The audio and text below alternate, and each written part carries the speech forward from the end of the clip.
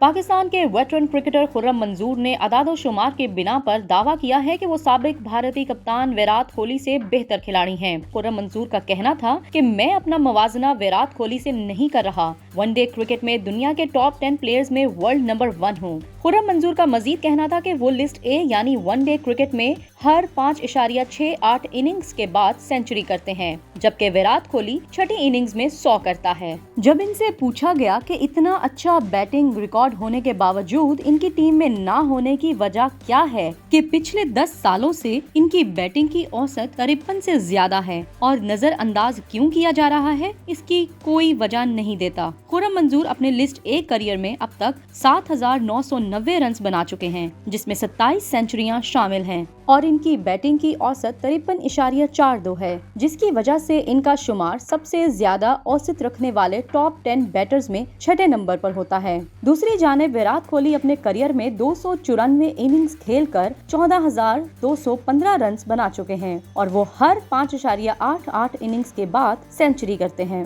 खुर्रम मंजूर अपने international career में 16 टेस्ट, 7 वनडे और 3 T20 मैचेस खेल चुके हैं।